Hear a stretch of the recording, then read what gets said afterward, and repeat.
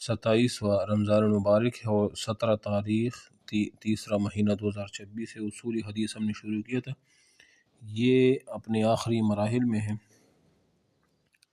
آج ہم پڑھیں گے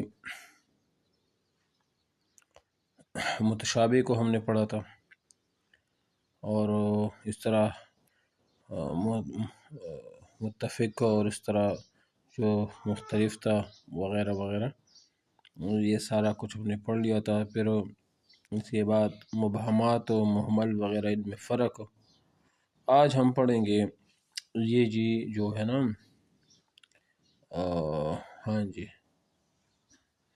معرفت الوحدان، وحدان کی پہچان۔ اصول حدیث کے اصطلاح میں یہ ایک نام آتا ہے اکثر ٹیسٹ انٹرویو میں۔ پہلے آپ دیکھنا، وحدان وہ کہ ضمے کے ساتھ واحد کی جمع ہے، اور اصطلاحاً وہ راوی جن سے آگے روایت کرنے والا صرف ایک راوی ہوتا ہے۔ مثال، ایک راوی ہے نا، اس نے ایک حدیث تو روایت کی ہے، لیکن آگے پھر اس سے روایت کرنے والا صرف اکیلا ایک ہی راوی ہو۔ مثال میں اپنے آپ نہیں لیتا ہوں، میں نے ایک حدیث کو روایت کیا مثال کے طور پر، اور مجھ سے بعد میں روایت کرنے والا صرف ایک ہی شخص ہوتا ہے، تو اس کو وحدان کہا جاتا ہے۔ ٹھیک ہے، تو یہ کہتے ہیں کہ اس کے فوائد کیا ہوں گے۔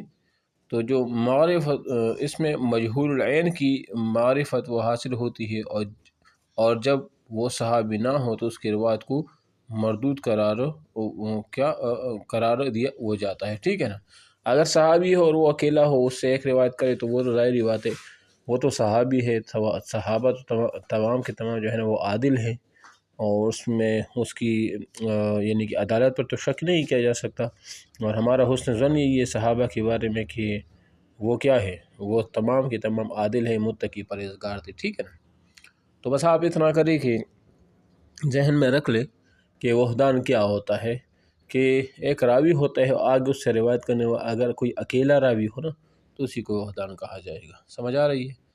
اب یہ آپ کو بتا رہے ہیں نا کہ من صحابہ میں وحدان کون تھے، تو یہ کہتے من صحابہ میں عروہ بن مدرس، ان سے روایت کرنے والے تنہا شعبی ہیں، اور مسیب بن حزن، ان سے روایت کرنے والے تنہا ان کے صاحبزادے سعید ہیں، تو ان کو وحدان کہا جائے گا۔ یہ کس میں سے؟ یہ صحابہ کرام میں سے۔ ٹھیک ہے نا، اور تابعین میں بھی ہے، جس سے ابو العشراء ہے، ان سے روایت کرنے والے اکیلے حماد بن سلمہ ہیں وغیرہ وغیرہ۔ ٹھیک ہے، بہرحال حل اخرج الشیخان فی صحیحہما عن الوحدان، یہ فرماتے کیا امام بخاری اور امام مسلم نے اپنی صحیح یعنی بخاری میں یا صحیح مسلم میں وحدان سے روایت نقل کی ہے، وہ آپ کو بتا رہے ہیں۔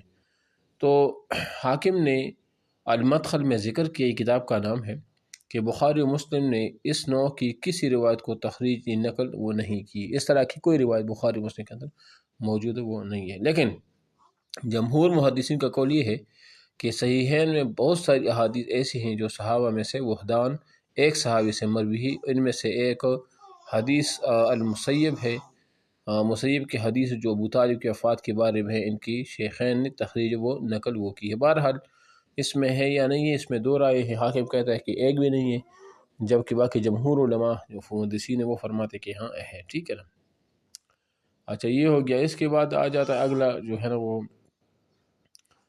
معرفت من ذکر باسماء اور صفات مختلفہ، ان راویوں کی پہچان جنہیں کئی ناموں سے یا مختلف صفتوں سے یاد کیا جاتا ہے۔ کچھ راوی ایسے ہوتے ہیں حدیث کی جو اپنے اصل نام سے مشہور نہیں ہوتے، بلکہ اپنی کوئی صفت یا کنیت یا کسی اور نام سے وہ مشہور وہ ہو جاتے ہیں۔ ٹھیک ہے نا، مثال کے طور پر ہمارے یہاں پر جو ہمارے علاقے میں کسی بھی علاقے میں ایک شخص ہوتا ہے، اس کا اپنا نام کچھ اور ہوتا ہے، لیکن اس کی جو پہچان ہوتی ہے کچھ اور نام سے وہ ہوتی ہے۔ ٹھیک ہے، تو یہ اسی طرح روات میں بھی ہے۔ ٹھیک ہے نا، تو مثال اس کی یہ ہے جیسے کہ یہ آپ دیکھیں صفحہ 365، محمد بن صائب الکلبی، ان کا نام بعض نے ابو النصر ذکر کیا، اور بعض نے ان کا نام حماد بن صائب، اور بعض نے ابو سعید نام وہ ذکر کیا ہے، لیکن محمد بن صائب الکلبی سے کوئی بھی اس کی پہچان وہ نہیں کر سکتا۔ ٹھیک ہے نا، اچھا من فوائد ہی، اس کا پھر فائدہ کیا ہوگا؟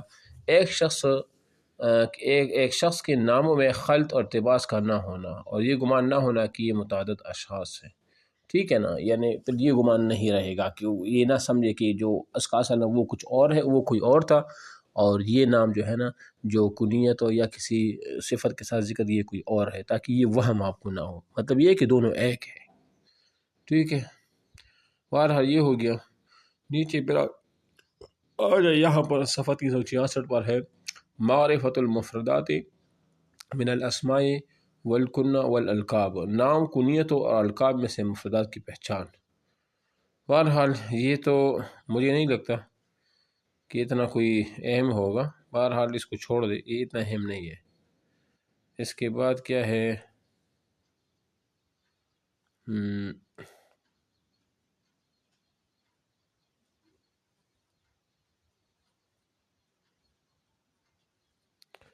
ادھر نیچے آ جائے، یہاں بھی اتنا وہ نہیں، معرفت الالقاب ہے،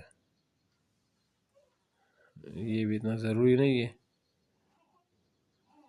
ہاں جی یہ تھوڑا سا ہے، یہ 375 پر آ جائے معرفت منصوبین الی غیر آبائہم، کچھ راوی ایسے ہوتے جو اپنے باپ کی طرف منسوب نہیں ہوتے بلکہ کسی غیر کی طرف وہ منسوب ہوتے، اس بارے میں آپ کو وہ بتا رہے ہیں، ٹھیک ہے نا۔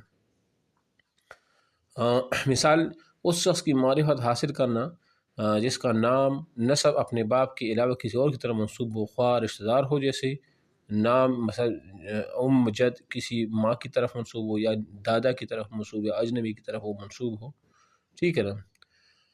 تو اس کا فائدہ یہ ہوگا ایسے لوگوں کی نسبت اپنی اصلی آبا کی طرف نسبت کرتے ہوئے تعدد کا وہم دور ہو جاتا ہے۔ مطلب کبھی ایسا ہوتا ہے نا، مثال میں آپ کو امام احمد بن حنبل، یہ ایک امام ہے احمد جو کہ بیٹا ہے حنبل، حالانکہ حنبل کا بیٹا نہیں ہے، یہاں پر حنبل احمد کا دادا ہے، اصل میں امام احمد بن محمد بن حنبل ہے، یہاں احمد کی باپ کا نام محمد ہے لیکن وہ محمد کی طرف منسوب نہیں ہے۔ اکثر لوگ آپ نے دیکھا ہوگا امام احمد بن حنبل وہ کہہ دیتے ہیں، ٹھیک ہے نا، تو یہ اس طرح ہو گیا۔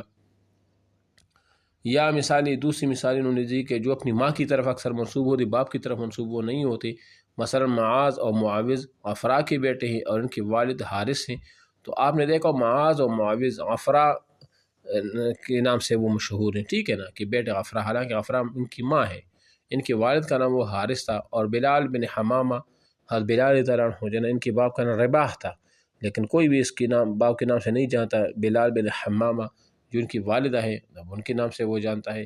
یا مثال کے طور محمد بن الحنفیہ، محمد جو تھا یہ حضرت علی کی اولاد میں سے ہے، جو فاطمہ کی علاوہ ان کی ایک اور بیوی تھی، ان کی طرف سے جس کا نام حنفیہ تھا، وہ ان کی بیٹے ہیں، لیکن حضرت علی کی طرف منسوب نہیں، ایسا نہیں کہتے کوئی کہ محمد بن علی، بلکہ محمد بن الحنفیہ وہ کہا جاتا ہے، ٹھیک ہے نا۔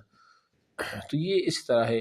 یا اس کے بعد آپ دیکھیں جو اپنی دادی کی طرف منسوب ہو، خواہ وہ قریبی ہو یا دور کی، مثلا یعلا بن منیہ ہے، اور منیہ ان کے باپ کی ماں کا نام ہے اور اس کی والد کا نام امیہ ہے، تو کبھی کہ یعلا بن امیہ اور یعلا بن منیہ اگر ایسے نام ہو نا تو کسی کو اس وقت ان لوگوں کو کنفیوژن ہوتا ہے جنہوں نے اس چیز کو پڑھا نہ ہو، وہ اکثر کہتے ہیں نا میں نے تو اس کتاب میں سنا ہے یعلا بن منیہ لکھا ہے، کوئی کہتا نہیں یار میں نے یعلا بن امیہ پڑھا ہے، تو یہ دونوں ٹھیک ہے، امیہ باپ کی طرف منسوب ہے اور منیہ جو ہے نا ماں کی طرف یا جو دادی ہوتی ہے اس کی طرف منسوب، لیکن یہاں پر اپنی دادی کی طرف منسوب ہے، منیہ ہے، ٹھیک ہے، تو یہ آپ سے پھر غلطی جو ہے نا وہ نہیں ہوگی، ٹھیک ہے نا۔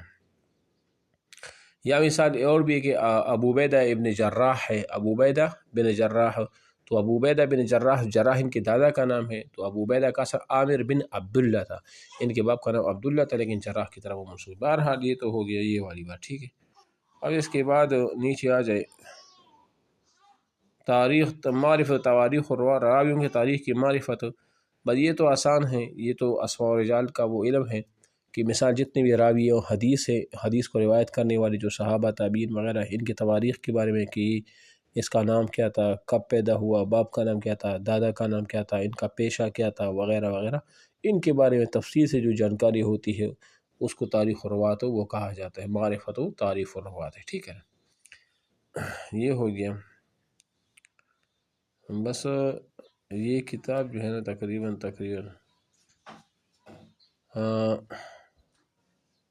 یہ یہاں سے یہ ہو گیا، اور بس اس میں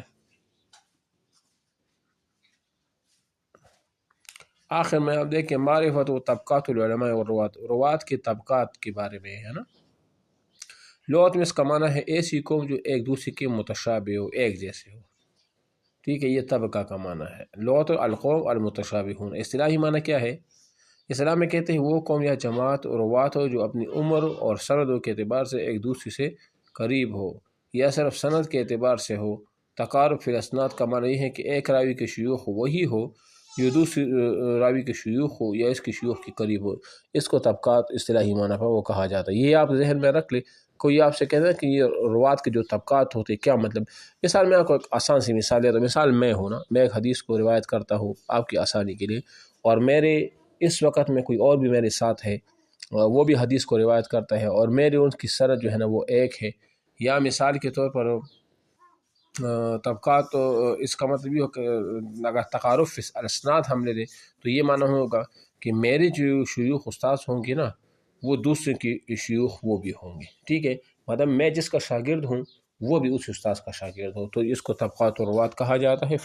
تقارب فی الاسناد کا یہی معنی ہے، ٹھیک ہے نا، اور اس کے اپنے اپنے فائدے بھی ہیں۔ بہرحال یہ تو طبقات والی بات وہ ہو گئی۔ بس، اور یہ جو 390 پر ہے معرفۃ الثقات والضعفاء من الروات، یہ پہچان ہے ثقہ راویوں کی، ضعیف راویوں کی۔ جو راوی ہوتے ہیں نا اوتھینٹک راوی جو ہوتے ہیں، اور جو غیر اوتھینٹک ہوتے ہیں، مثال کے طور پر جو غیر مستند ہوتے ہیں، وہ ان کے بارے میں ہے، ٹھیک ہے نا۔ اس کا فائدہ یہ ہوتا ہے کہ علوم حدیث میں سے ایک عظیم اور جلیل القدر قسم ہے، کیونکہ اسی کی واسطے صحیح و ضعیف کی پہچان میں ہوتی ہے۔ ہمیں تب ایک حدیث کا پتہ چلے گا کہ یہ حدیث صحیح ہے جب ہمیں اس کے روات کے بارے میں پتہ چلے کہ اس کا راوی ثقہ ہے، مستند ہے، تو ظاہری بات ہے حدیث بھی اس طرح ہوگی۔ اور جب ہمیں پتہ چلے گا کہ اس حدیث کا راوی ضعیف ہے تو اس کا پتہ چلے گا کہ اس کی جو بات کر رہا ہے، جو حدیث روایت کر رہا ہے، وہ حدیث بھی کیا ہوگی، وہ بھی ضعیف وہ ہوگی، ٹھیک ہے۔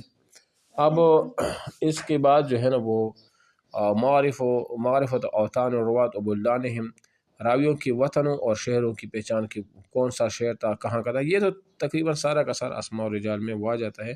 تو یہ آپ کا کتاب جو ہے نا اصطلاحی حدیث یا اس طرح مصطلحات حدیث یا جو اختتام پذیر ہو گیا اور یہ ختم ہو گیا۔ انشاءاللہ کل اس کی جگہ کوئی اور کتاب وہ ہم پڑھیں گے۔ میں نے جو آپ کو سینڈ کی کتاب ہے اس میں آپ اپنی چوائس کے مطابق مجھے بتا دیں، وہ کتاب شروع کر دیں گے، ٹھیک ہے نا۔